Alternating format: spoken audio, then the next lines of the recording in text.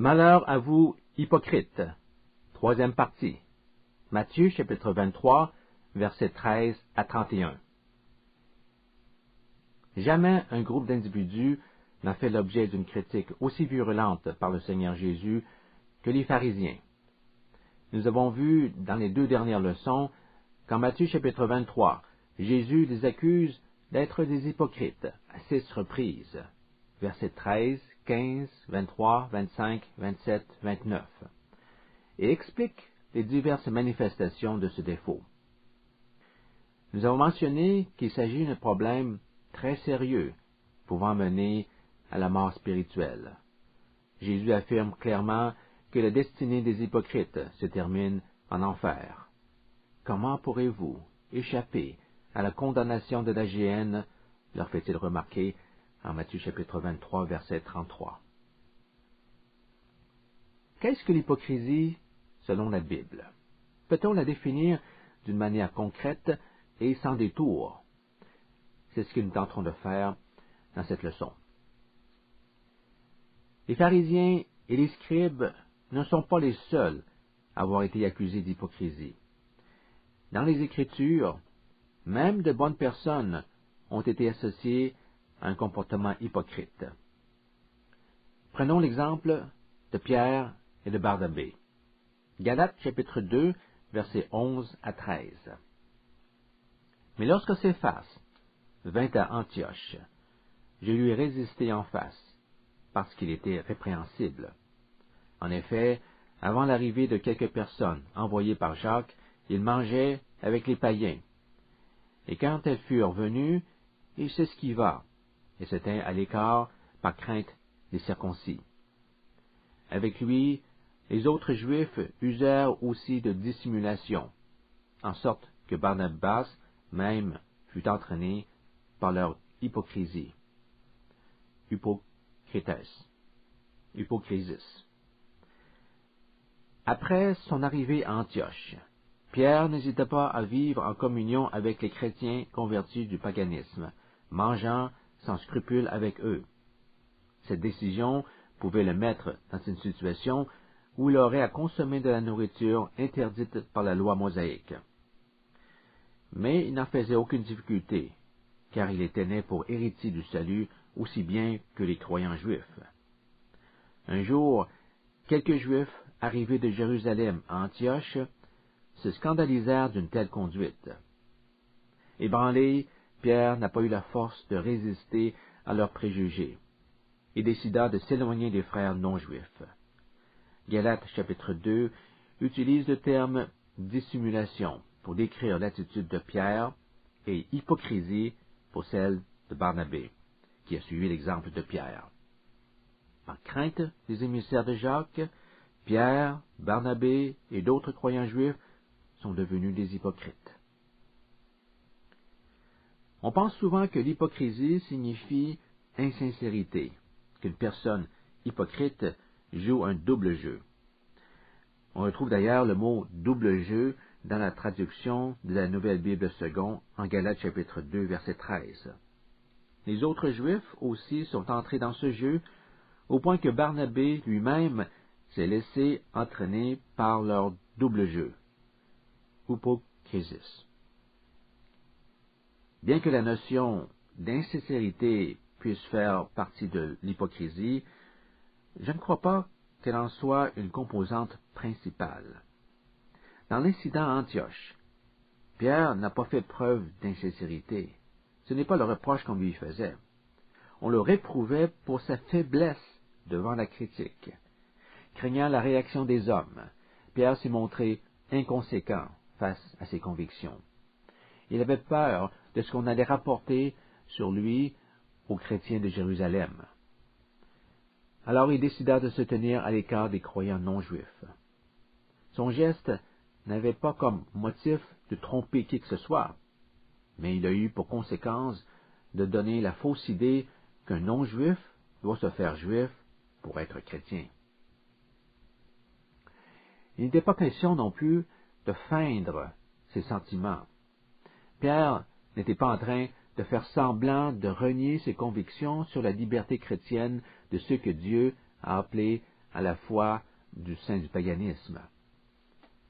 Maintenant donc, avait-il déclaré à la conférence de Jérusalem, pourquoi tentez-vous Dieu en mettant sur le cou des disciples un joug que ni nos pères, ni nous n'avons pu porter? Mais c'est par la grâce du Seigneur Jésus que nous croyons être sauvés, de la même manière qu'eux, c'est-à-dire les croyants non juifs. Actes chapitre 15, versets 10 et 11. Lorsque Jésus dit « Vous ressemblez à des tombeaux blanchis, beaux au dehors, mais pourris au dedans », il n'accusait pas les pharisiens de faire semblant d'être des tombeaux blanchis. Ils étaient, dans les faits, des tombeaux blanchis. Ils étaient morts à l'intérieur, mais donnaient encore l'impression d'être vivants de l'extérieur. Nous avons mentionné dans la dernière leçon que l'église de Sardes avait la réputation d'être vivante, mais en réalité, elle était morte. Encore une fois, cela ne signifie pas que cette église feignait d'être vivante. Il fut un temps où elle débordait de vie spirituelle. Il ne reste maintenant qu'une forme de piété, sans aucun principe de vie à l'intérieur. Dans les autres épîtres, le mot hypocrisie est souvent associé au mensonge et à la médisance. 1 Timothée, chapitre 4, verset 2. Disant des mensonges par hypocrisie, ayant leur propre conscience cautérisée. 1 Pierre, chapitre 2, verset 1. Rejetant donc toute malice et toute fraude, et l'hypocrisie et l'envie, et toute médisance. Le mensonge et la médisance se répandent par le biais d'individus qui savent mettre des apparences en leur faveur, mais dont la sensibilité au péché a été oblitérée par une conscience impure. Il y a ici une perversion de la conduite. Il en est de même de l'hypocrisie. C'est pourquoi nous retrouvons le mot hypocrisie dans ces passages. Ainsi, l'hypocrisie se rapporte davantage à la perversité qu'à l'insincérité. Dans la Septante, la traduction grecque de l'Ancien Testament, il est intéressant de noter que le terme hypocrite est utilisé en Job chapitre 34 verset 30 et Job chapitre 36 verset 13 pour décrire un homme qui agit de manière perverse. Lisons Job 34, 30. Afin que l'hypocrite, upokritas, ne règne point, de peur qu'il ne soit un filet pour le peuple. Soulignons que la Septante a utilisé le mot upokrites pour traduire le mot hébreu kanaf, qui signifie souillé, pollué, profané ou corrompu. De cette observation, on peut conclure qu'un hypocrite est essentiellement un individu pervers. D'ailleurs, les traducteurs de la plupart des Bibles françaises ont choisi l'expression « l'homme impie » ou « l'homme pervers » pour « kanef ». Job chapitre 34, verset 30. « Pour que ne règne pas des hommes pervers, kanef, qu'il n'y ait pas de siège pour le peuple. » La perversité est donc une caractéristique fondamentale de l'hypocrite. Le mot « kanef » est utilisé 18 fois dans l'Ancien Testament. Il apparaît 8 fois dans le livre de Job pour montrer le destin tragique de celui qui est corrompu.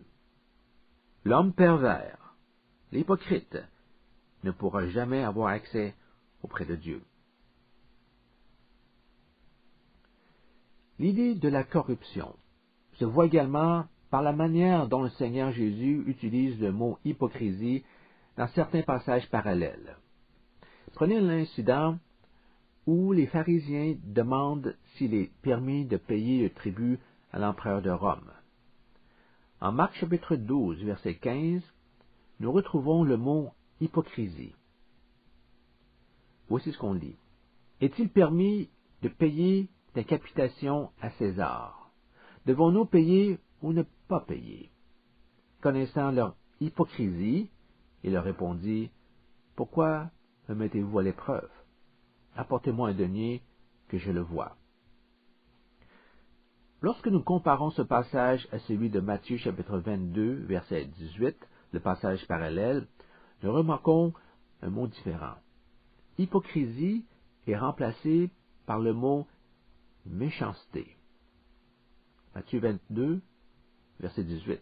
Et Jésus, connaissant leur méchanceté, dit, pourquoi me tentez-vous hypocrite? Montrez-moi la monnaie du tribut. Et lorsque nous examinons Luc, chapitre 20, versets 23 et 24, un autre passage parallèle, nous retrouvons le mot perfidie. Et s'apercevant de leur perfidie, il leur dit, pourquoi me tentez-vous? Montrez-moi un denier. De qui a-t-il l'image et l'inscription? Et répondant, ils dirent, de César. La tentative des pharisiens de se saisir de Jésus en lui posant une question piège est décrite comme un acte d'hypocrisie en Marc, de méchanceté en Matthieu et de perfidie en Luc. Hypocrisie, méchanceté, perfidie. Tous ces termes soulignent une idée commune, les mauvaises intentions des chefs religieux. Il est question d'un malice, d'un esprit de tromperie. Encore une fois, on voit que l'hypocrisie ne consiste pas exactement à feindre quelque chose ou à être insincère. Nous constatons donc que le mot hypocrisie dans la Bible est assimilé à diverses formes de souillure morale. De l'extérieur, la personne semble vivre pieusement, mais à l'intérieur, il n'y a que corruption. Il n'est donc pas étonnant de retrouver en Matthieu chapitre 23, l'un à côté de l'autre, les mots hypocrisie et iniquité. Matthieu chapitre 23, verset 28. Ainsi, vous aussi, au dehors, vous paraissez juste aux hommes, mais au dedans, vous êtes pleins d'hypocrisie et d'iniquité. Continuons à approfondir notre étude sur l'hypocrisie. J'aimerais maintenant vous parler de 4 caractéristiques de ce défaut. Jésus utilise le mot hypocrisie en Matthieu chapitre 6, versets 2, 5 et 16 pour parler de personnes qui accomplissent de bonnes actions, comme l'aumône, la prière et le jeûne, mais dont le motif est de bien paraître devant les autres.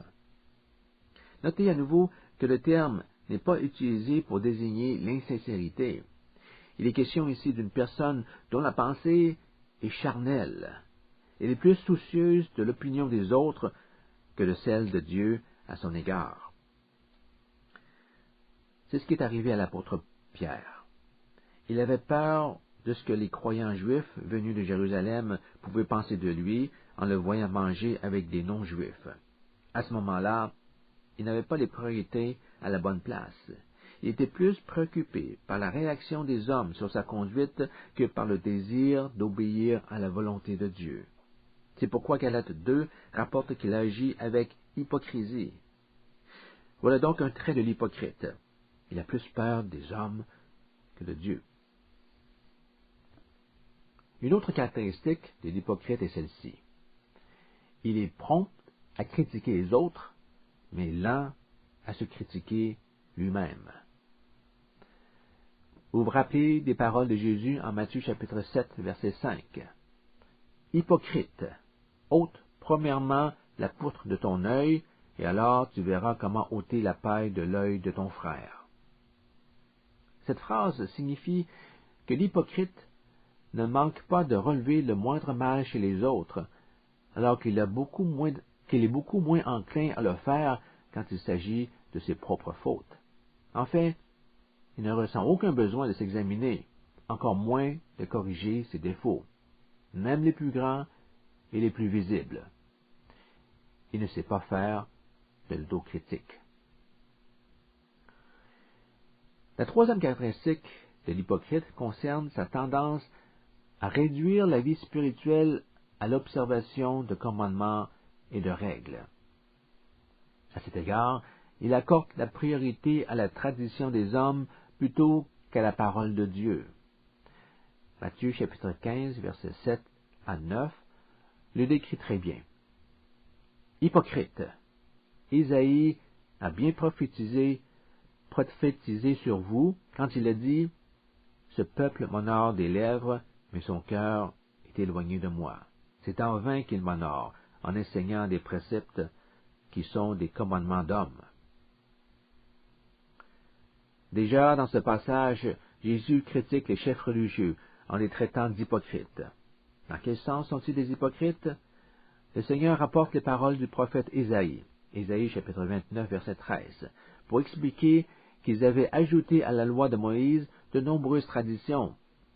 Leur adoration était vaine, car elle reposait davantage sur des commandements de leur invention que sur la vérité divine. Cette réprimande aux pharisiens s'applique à nous également. Chaque Église a ses façons de faire les choses. Nous devons veiller à ce que celle-ci ne remplace pas en nous les éléments essentiels de la parole de Dieu. Nous devons également apprendre à ne pas juger les autres d'après les règles que nous nous sommes forgées ou celles qui ont cours dans notre entourage religieux. Soyons ouverts à la possibilité qu'un frère n'est pas laxiste pour autant, mais qu'il a peut-être en Christ une meilleure liberté que nous. Il y a une quatrième caractéristique que Jésus mentionne à propos des hypocrites. Lisons Matthieu chapitre 24, versets 48 à 51, une parabole sur le retour du Seigneur. Mais si c'est un méchant serviteur qui dit en lui-même « Mon maître tarde à venir », s'il se met à battre ses compagnons, s'il mange et boit avec les ivrognes, le maître de ce serviteur viendra le jour où il ne s'y attend pas et à l'heure qu'il ne connaît pas. Il le mettra en pièces et lui donnera sa part avec les hypocrites. C'est là qu'il y aura des pleurs et des grincements de dents. Nous constatons ici que les méchants sont regroupés avec les hypocrites. Le méchant serviteur du verset 48 rejoint les hypocrites au verset 51. Et qu'adviennent-ils de ces hypocrites? Ils vont pleurer et grincer des dents. Ils seront jetés en enfer où ils souffriront. Dans le plan divin, le sort des hypocrites est identique à celui des méchants, c'est-à-dire ils iront en enfer. Il en sera ainsi des voix de tous ceux qui oublient le Dieu fort, et l'espérance de l'hypocrite périra. Nous lisons en Job chapitre 8, verset 13. Si vraiment nous croyons en cela, au fait que l'hypocrite n'a pas d'autre avenir que de périr, la seule réaction sensée est de tout faire pour s'éloigner de l'hypocrisie. Mais vous savez, le fait de connaître les dangers de l'hypocrisie n'empêche pas nécessairement un individu de devenir un hypocrite. Prenons à nouveau l'exemple des pharisiens. On ne peut nier qu'ils étaient très conscients des dangers de l'hypocrisie. Les pharisiens savaient parfaitement que la piété pouvait n'être qu'une façade derrière laquelle se cachent toutes sortes de défauts. Il y a un passage dans le Talmud, en Sota 22b, qui énumère d'une manière plutôt comique 7 types de pharisiens. De ces 7 types, 5 sont qualifiés d'hypocrites. On retrouve par exemple le pharisien contusionné. Celui-ci a la caractéristique de se frapper la tête contre le mur jusqu'à ce qu'il saigne. Pourquoi a-t-il un tel comportement? Parce qu'il a peur de regarder une femme. Il craint qu'en posant son regard sur une femme, il ait des pensées charnelles. Il y a aussi le pharisien pilon. Ce type de pharisien est si soucieux de paraître humble qu'il marche avec le dos courbé au point de ressembler au pilon dans un mortier. Les pharisiens reconnaissaient que le problème de l'hypocrisie touchait leur communauté, et ils le condamnaient fermement. Mais cela n'empêchait pas l'hypocrisie de prendre racine parmi eux. Malheur à vous, scribes et pharisiens hypocrites, leur dit Jésus à plusieurs reprises en Matthieu chapitre 23. Il est naturel de penser qu'en alertant quelqu'un d'un danger, ce dernier va prendre des précautions pour l'éviter. Mais cette logique s'applique difficilement à l'hypocrisie. Voyez-vous, l'hypocrisie n'est pas une caractéristique unique des pharisiens. Dans ce sens, elle fait partie de la nature humaine. Un esprit hypocrite sommeille en chacun de nous. Chaque individu y est porté, sans même qu'il ne s'en rende compte. Développons davantage ce point. Le mot hypocrite est utilisé 17 fois dans le Nouveau Testament.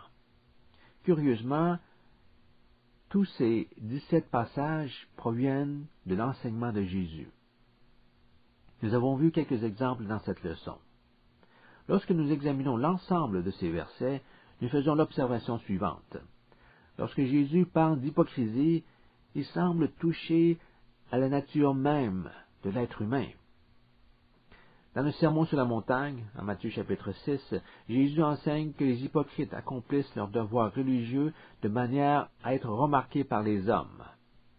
Faire des actions pour impressionner les autres, n'est-ce pas un trait de la nature humaine? Il dit aussi que les hypocrites s'occupent plus volontiers du fétu qui est dans l'œil des autres que de leur propre manquement. Cette propension à critiquer les autres, à porter un jugement sur les autres plutôt que sur lui-même, ne se trouve-t-elle pas chez chaque être humain? Soyons honnêtes. Tout le monde attache de l'importance à son apparence, à ce qui est extérieur, car nous nous soucions de ce que les autres pensent de nous. Et c'est normal. Mais en plus, nous aimons accentuer l'image que nous voulons donner à autrui. Alors nous prenons le temps de faire briller l'extérieur de la coupe. Mais pour ce qui est de l'intérieur, nous lui consacrons beaucoup moins de soins, puisque les gens ne le voient pas.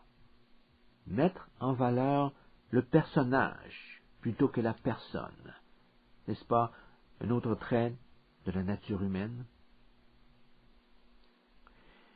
Il est aussi curieux de constater que dans la vie, il nous arrive régulièrement d'insister sur des choses plutôt insignifiantes au détriment de sujets autrement plus importants. On réagit vivement parce que quelqu'un arrive en retard à un rendez-vous. Quand il s'agit de faire preuve de miséricorde, étrange, on y met moins d'énergie. Ça vient beaucoup moins naturellement. Pharisiens hypocrites, vous donnez méticuleusement la dîme, mais vous êtes négligent sur les priorités bibliques. Typiquement humain. Vous voyez pourquoi je dis que l'hypocrisie fait partie intégrante de la nature humaine. Dans notre état naturel, nous avons tous une tendance à nous comporter de manière hypocrite, selon la description de la Bible. Personne n'en est exempt. L'hypocrisie est dans l'ADN de l'homme naturel. L'homme dans son égocentrisme, dans son égoïsme, dans sa pensée superficielle et matérialiste. Nous pouvons donc conclure que le problème de l'hypocrisie est un problème qui concerne la nature humaine. Par conséquent, on ne peut pas prendre des mesures pour contrer son influence sans discuter du problème fondamental de l'être humain. Et c'est ce que nous ferons à la prochaine leçon. Nous parlerons de la solution que la Bible offre pour surmonter l'hypocrisie.